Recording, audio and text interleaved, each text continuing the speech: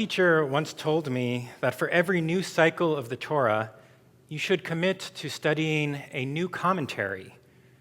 Do this so that you are exposed to new ideas, so you are always thinking about something new, about something different, something you perhaps had not thought of before. I was keeping that advice in mind this week as I was preparing for tonight, as we begin the book of Shemot, of Exodus. And I decided to use as my commentary DreamWorks' 1998 hit film, The Prince of Egypt. $220 million at the box office can't be wrong. Now, in full disclosure, I'm only about 2.5 minutes into it, so please, no spoilers if you know the ending. You're very kind for laughing at that. Let me explain. The reason I am only 2.5 minutes into the film is because really the reason that I started watching it was that I wanted to see how the Prince of Egypt started, how the film portrays the very beginning of the story. And I stopped after 2.5 minutes because I realized that, well, it doesn't. The movie opens with enslaved Israelites toiling under their Egyptian oppressors, and this tracks not with verse 1, but with verse 11 of the Torah portion. The words, "So they set taskmasters over them to oppress them with forced labor, and they built garrison cities for Pharaoh, Pithom and Ramses." Now, I didn't get up here today to pick on DreamWorks. This is, after all, a cartoon, and therefore it is appropriate for them to have a cartoon villain. The Israelites are enslaved by a Pharaoh bent on cruelty for cruelty's sake. This is a movie for the 10 and under crowd, and it helps to have the bad guys be bad, the good guys be good, and plenty of daylight in between. No, I don't mean to pick on DreamWorks, but I will pick on us for committing the same error of omission when it comes to the start of the story and the way that we understand the villains. If we gloss over those opening verses, we miss one of the most important and disturbing lessons in all of the Torah. In those beginning verses, the Israelites are invited guests. They are thriving alongside their Egyptian neighbors. By verse 9, they are suspect. By verse 11, they are slaves. By verse 19, the midwives are telling Pharaoh they can't follow the command to drown the baby boys because the Israelite women are anatomically distinct from normal Egyptian women and are able to give birth without assistance. In other words, by verse 19, the Israelites, these people, they aren't seen as people at all. They're animals. How does it happen that people can be peaceful equals one day and drowning their children the next? How can people disenfranchise their neighbors from humanity? History has proven and continues to prove that this is a very real question. So let's look at those opening verses and see how this process plays out. We read that a new king arose over Egypt who did not know Joseph, and he said to his people, "Look, the Israelites are much too numerous for us. Let us deal shrewdly with them so that they may not increase. Otherwise, in the event of war, they may join our enemies in fighting against us and rise from the ground." There's something odd about this. In Egypt, Pharaoh, he's not just a ruler, he is a god. Pharaoh does what Pharaoh wants to do. So why on earth is Pharaoh proposing a plan and explaining a rationale behind it?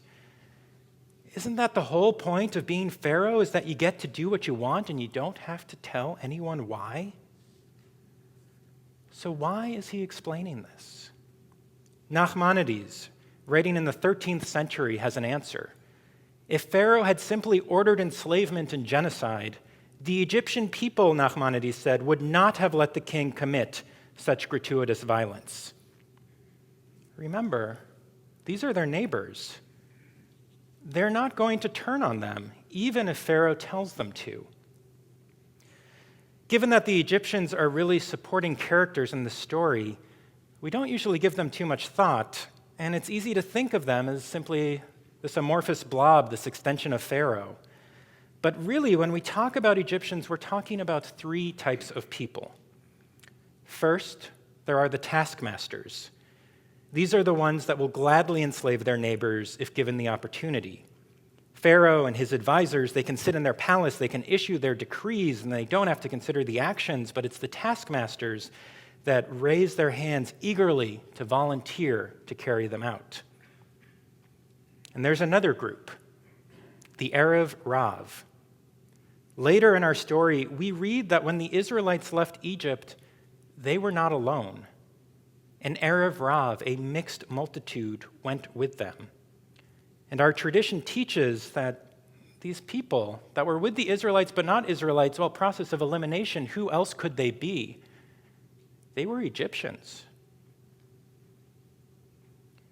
Now, socioeconomic data from biblical Egypt is a bit scarce, but I am confident that pretty much every Egyptian was better off than pretty much every Israelite. And yet, there were those, we learned there were thousands, who gave up all they had to join these people. And for what? To join a group of rebelling slaves marching off into the desert? We don't know what these people, this Erev Rav, was doing before the Exodus, but this probably wasn't a snap decision. No, their sympathy had to have been there from the start. Maybe Pharaoh saw the Israelites as animals. Maybe over time so did others, but these people did not. They never stopped seeing their neighbors as humans. During the Holocaust, the penalty for hiding a Jew was immediate execution of both you and your family. People often ask, why didn't more people help? I've always wondered why on earth anyone did. In every generation, there are those that, for reasons beyond my comprehension, will risk their lives and they will give their lives because where everyone else sees an animal, these people see nothing other than the image of God. So we have the Erev Rav, we have the taskmasters, the righteous Gentiles, the sociopaths. Most people are neither of these. Most people are somewhere in that murky middle. These were the swing voters in Pharaoh's dictatorship. And Pharaoh said to his people, "Look, the Israelites are much too numerous for us. Let us deal shrewdly with them, lest they rise up and join our enemies. Otherwise, in the event of war, they will rise from the ground." Evil does not look like it does in cartoons. If it did, people would never tolerate it. And if that's the type of evil we're looking for, we're not going to find it. Nachmanides goes on to say that this didn't come down all at once. What ended up as slavery started as an innocuous idea. It was pitched as a sort of national service, just for a little while. Who could object to that? And if it gets extended due to unforeseen circumstances, it happens. You try to build a pyramid on schedule. And by the way, why are the Israelites making such a big deal about this? Someone should tell them to just keep their mouths shut. That is how evil starts. You offer a rationale, you start small, you increase gradually, and before you know it, you have changed the world. That is how neighbors turn into slaves. The Torah laid this out thousands of years ago, and we still do not get it. We are days away from celebrating and remembering the Reverend Dr. Martin Luther King Jr. We have read some inspiring quotes, and undoubtedly we are going to hear more over this weekend. Those famous lines, "Injustice anywhere is a threat to justice everywhere. Free at last, thank God Almighty we are free at last. I have a dream." But the job of a prophet, both ancient and modern, is to say the words that are hardest to hear. If we are going to admire Dr. King, if we are going to celebrate him, if we are going to remember him, we ought to consider more of what he had to say, more than the handful of quotes that all of us can get behind. If we are going to call this man a national hero, we owe it to listen to what he had to say, no matter how uncomfortable it might make us feel. The line, "Injustice anywhere is a threat to justice everywhere," comes from the letter he wrote from the Birmingham jail. He was arrested because he marched without a permit.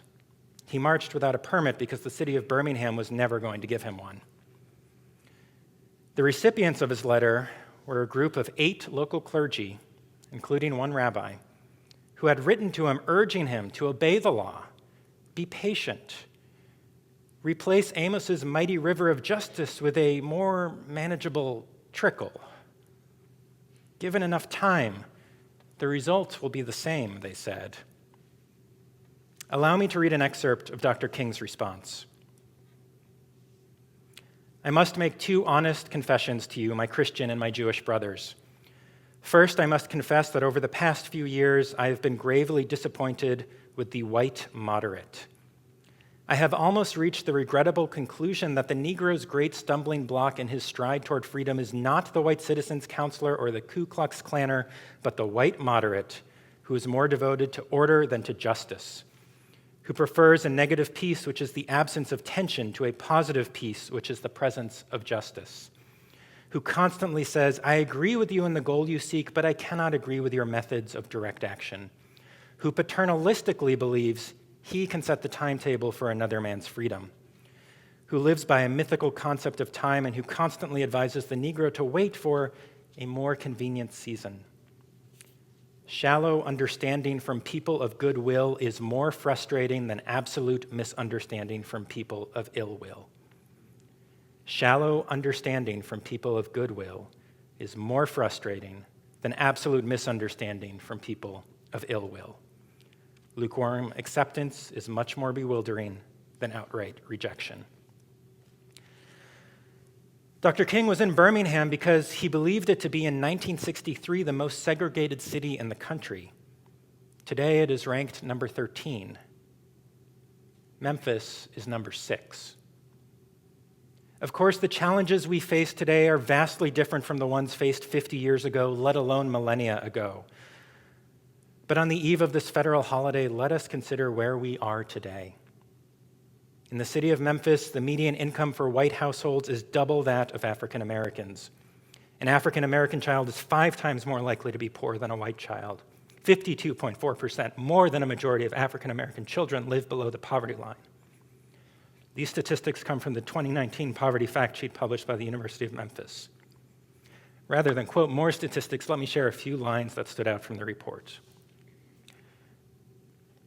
Poverty in the U.S. continues to drop, but it appears that Memphis is going in the opposite direction. The poor in Memphis tend to be minorities. The poverty rates for blacks and Latinos are higher than the overall poverty rate. Poverty rate for minorities are higher in every category for every age than poverty rates for non-Hispanic whites. Memphis is in worse shape than it was a year ago, and a year ago it was not in good shape. The injustice of today is not the same as the injustice of generations past, but it is injustice nonetheless. The fact that any child in this county is hungry is a tragedy. The reality that 51,000 in this county are food insecure and disproportionately represented based on race is unconscionable. We learn from this week that there are 3 groups in every society. Those with a moral compass so strong it will never fail. Those with a compass so misaligned that they will never seek to be righteous. And finally, those of us in the middle of those 2 extremes. Those who can be pulled toward or away from justice. Those who might be taken for granted, but are the ones in the middle with the power to send their neighbor into slavery or to pull them out. On the eve of this holiday, let us do some ethical introspection. Let us not give ourselves a pass by taking comfort that we are better than the taskmaster, or that no one would expect us to be like the tzaddikim, like the righteous. On the eve of this day, let us do some real introspection. Let us consider we are residents of the 6th most racially segregated city, the 2nd most income segregated city, and the overall 2nd poorest city in this country. Let us consider what our role is in those numbers. And come Monday, let us have an answer for what we are going to do about it. Ken Yehi Ratzon, may it be God's will.